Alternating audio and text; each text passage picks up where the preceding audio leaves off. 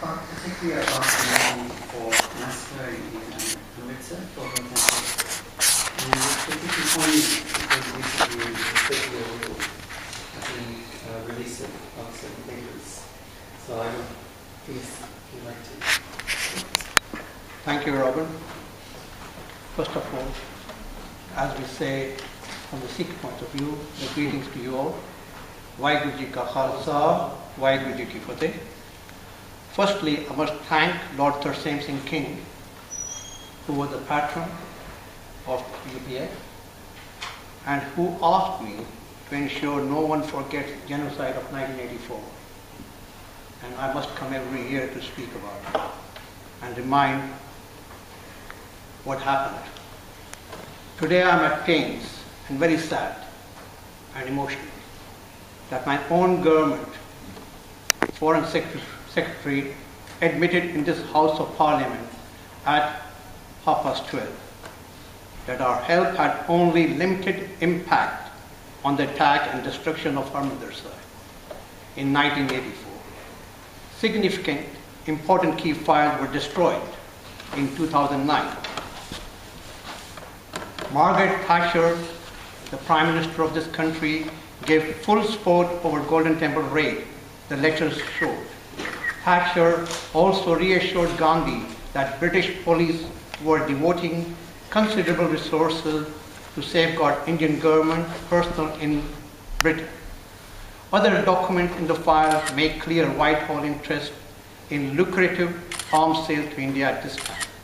A secret Foreign Office briefing dated 22nd June 1984, which was sent to Downing Street, stressed that British commercial interests in India were very substantial. It is a large and growing market for both commercial and defense sales. British exports in 1983 exceeded 800 million, and in 1975, India has bought defense equipment worth over 1.25 billion. One main revelation omitted from the investigations, as revealed by the former Counter-Terrorism Division of India, they said 2 MI5 intelligence liaison officials at the British High Commission had scouted the Golden Temple complex as far back as 1983. They briefed a senior SAS officer sent by the UK to Delhi in February 1984, who deemed the special operation feasible. Today I would like to remind you all that 1984 was a genocide of Sikhs. More than 100,000 Sikhs were killed. The whole world watched on live TV as silent perpetrators. The manner the Sikhs' holy shrine was demolished. Sikhs men had tires in their necks and torch fly. 6 young ladies were gang raped and then killed. 6 babies and toddlers were thrown live from the balconies to their death. And this all happened in the capital of India, in Delhi. 40 gurdwaras were attacked, and the state of Punjab was closed for days from outside world. In fact, all this was briefed to the British government. The Congress sent 3 messages: no Sikhs to be spared, no matter how high he is. The police is there, and they will be silent spectators, and they will not interfere. During the 1984 riots throughout Delhi, Sikhs had been disarmed by the police.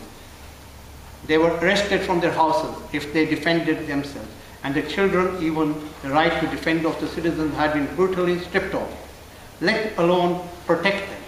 Whenever any Sikh tried to help himself and his children from safety, the police reached in large numbers and arrested that Sikh from his homes, but did not even touch anyone in the mob. It is the government's connivance that we ask Gandhi, what is it? Those political leaders who openly led the mob were rewarded and given high positions, even today. Instead of sending them to jail, they were given positions of power and made ministers. The Congress appointed killers in high positions like Jagdish Thakur, Sajjan Kumar. They sent wrong signals and started dangerous murders of hundreds of thousands of innocent, and they were rewarded. The mob systematically started searching the compartments and pulling Sikhs out of the trains, arriving at Delhi. We tried to reason with the Reuters and managed to save fellow Sikhs, a Hindu family said. Unfortunately, we could not save all. Captain Gill, a Sikh of 89th Armored Regiment, was stabbed at a distance of 1 foot from me. We requested Reuters to spare his life as he was a soldier, but the Reuters argued that the person who killed Indira Gandhi was also a Sikh. He was the only late son of the Captain Nishan Singh. He was from a village and he was going back to his village. I can feel the pain of other Sikhs who lost their relatives, sons, fathers and other family members. Just apology will not be enough. And today, William Hague did not apologize. My own cousin, who was returning from sightseeing Taj Mahal, was unfortunately arrived at Delhi railway station on the same day. An organized mob saw this Sikh and fell upon him, kicked and almost smashed his skull and left him to die. When our relatives in Delhi were informed, we managed to arrange a private plane and flown him to Mumbai, where he was kept in 3 months in intensive care, just because we had the contact. And I'm really emotional and distressed today. Just to inform you that I'm from the family who served India. My grandfather was a captain in the army.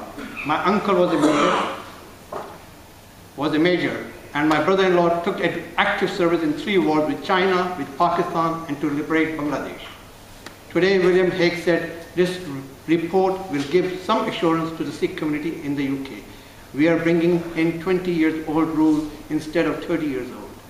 When we consulted William Hague, why we were consulted, an auntie asked him today. William Hague said, our expertise is renowned in the matter of security.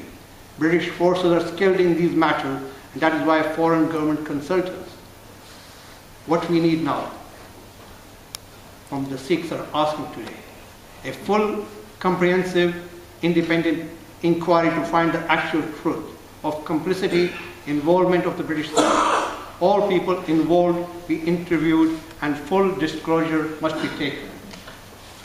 We won't publish all documents for transparency and guilt-free. All known conspirators and perpetrators be barred from the UK. An example was set by the USA last year that the PM candidate Modi, who is standing for the PM of India, is barred to enter USA. Sonia Gandhi, if entered the USA, have to face the genocide charges being brought by the Sikhs in the USA. Government agencies and officials stop being lip service in this country to the 600,000 Sikhs living here. It is the era of WikiLeaks and IT era. Eventually, truth will prevail. All known Sikh families affected by 1984 must lobby their MPs for revelation of the truth. Road to the redemption is to be mindful of conscious feelings of all citizens, as we are not going to be desensitized or never forget genocide of 1984. We cannot shut the suffering. As Ruth said, genocide are allowed to happen. And the Reverend said something more to it. Treat the victim kindly, you mentioned. But who are the victims? Not the dead ones. We are also the victims. Our prayer at the end is Nanak Naam Chardhi Kala Ere Phane Sarbat Tabla. Guru Nanak Dev Ji says, our founder says, that the name of the God is glorious. May we all pray to the God and His will, and we pray for the humanity's well-being, not only the Sikhs, but for the humanity. Never again it can happen, and we must not allow it to happen. Thank you very much. I invite you to